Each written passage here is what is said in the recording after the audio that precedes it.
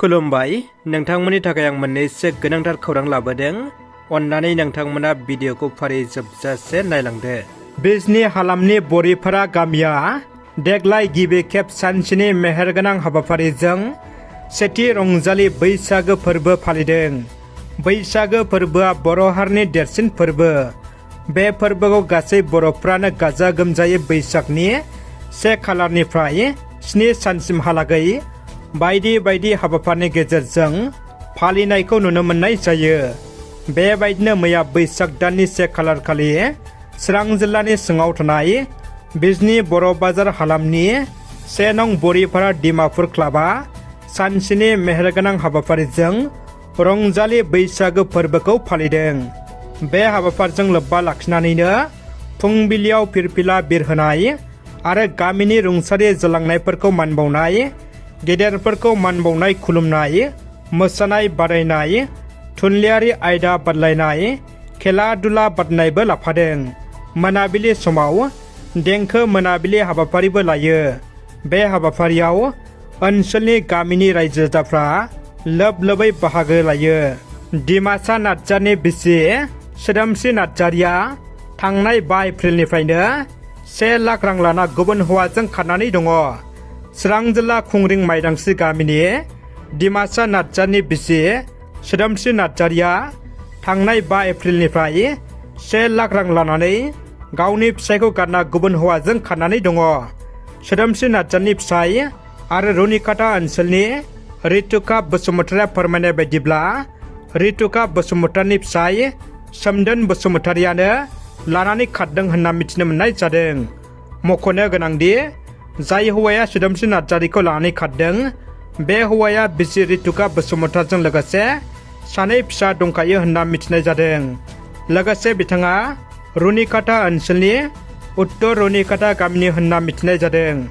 दा बेनिखायनो सोरबाफोर बबेबा जायगायाव नुसनबायदोंब्ला नैबे फिसायनि 6001412812 मबाइल नाम्बाराव खोन्थाहरनो गुरै खावलायहरदों। बिटिआर सरकारनि मिशन बैसोमुथि 1.0 बिथांखिनि बेनारखौ सावग्रा उल्टापानि सनापुर गामिनि रायजो राजाफ्रा एम रन्जित बसुमतारि ननिमाहा बिफैदों।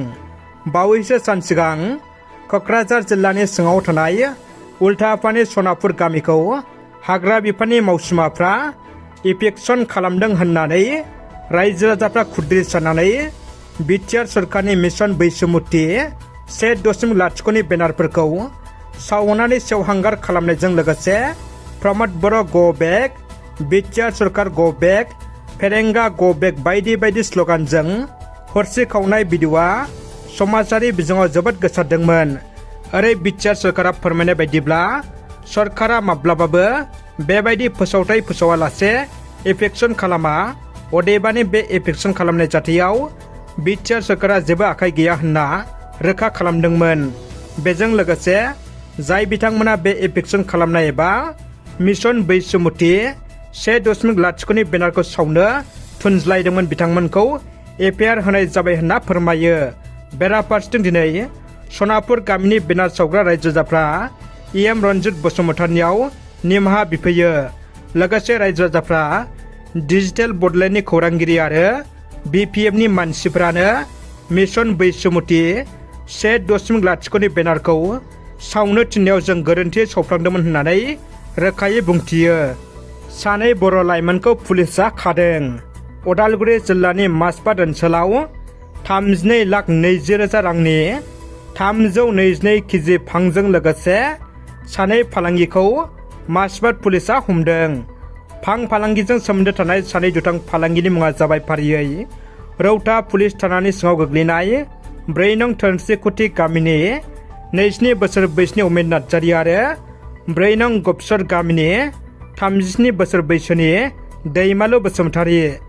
माजबाद थानानि पुलिसआ 17/24 आरो 294 नङा केस थिसननानै बिजिरसालियाव लाङो आरो जेलाव दैथायहरो।